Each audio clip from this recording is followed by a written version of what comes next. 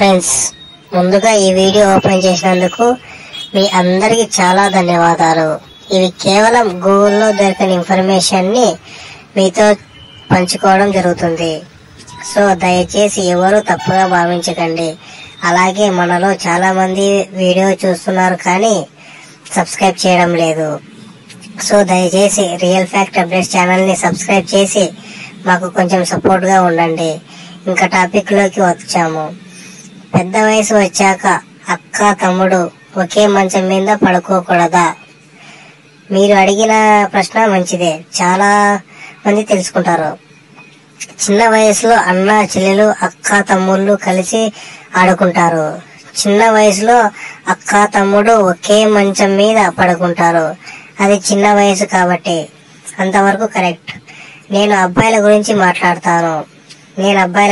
మాట్లాడతాను. వయసు పెరిగే కొద్దీ శరీరంలో మార్పులు వస్తాయి. మన చుట్టూ ఉన్న వాళ్ళలో మార్పు వస్తుంది. అన్ని రకాలుగా మారుతూ వస్తుంది. ఇక్కడ తెలుస్తుంది, సెక్స్ కోరికలు కలగడం మొదలవుతాయి. ముఖ్యంగా స్నేహితుల ప్రభావం వల్ల ఎక్కువగా ఉంటుంది. ఈ స్టేజ్ లో అందరూ స్నేహితులు ఒకేలా ఉండరు. వారి కుటుంబ నేపథ్యాలు వేరువేరుగా ఉండడం వలన ఒక్కొక్కరు ఒక్కొక్క విధంగా ఉంటారు. వారి ప్రభావం ఎక్కువగా ఉంటుంది. చాలా వరకు బ్లూ ఫిలిం చూడడం ఇక్కడే వీళ్ళ ద్వారానే స్టార్ట్ అవుతుంది. ఇప్పుడు మనకు అంగస్తంభనం అంటే ఏంటో తెలుసు. దానికి ప్రతి అనుభవిస్తాము. సెక్స్ అంటే కూడా తెలుసు. బ్లూ ఫిలిమ్స్ అంటే ఇవన్నీ మన లైఫ్ లో ఒక పార్ట్ అయిపోతాయి. ఇక్కడ మన తల్లిదండ్రులు మనల్ని పెంచిన విధానం, మనకు నేర్పించిన సంస్కారం, విలువలు, మంచి చెడు అనేవి ముఖ్య పాత్ర పోషిస్తాయి. ప్రాక్టికల్ గా చెప్తాను చూడండి. మనం అమ్మవారి గుడికి వెళ్ళినప్పుడు గర్భగుడిలో అమ్మవారు శాస్త్రోక్తంగా అలంకరణ చేయబడిన స్థితిలో చాలా చక్కగా కనిపిస్తారు. కానీ మనసులు అమ్మవారి మీద ఉన్న భయం, గౌరవం వలన మనం అమ్మవారిని మాత్రమే చూస్తాము, కానీ అలంకరణ పెద్దగా పట్టించుకోము.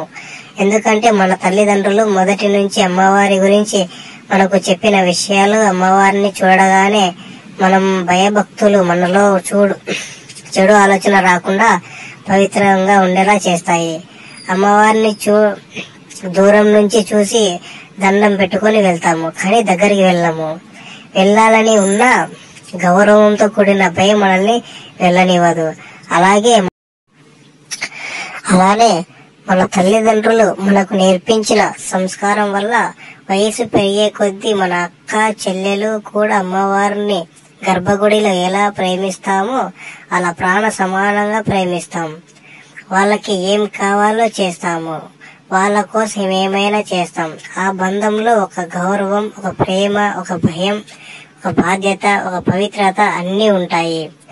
అసలు వాళ్ళ పక్కన పడుకోవాలి అనే ఆలోచన కూడా రాదు.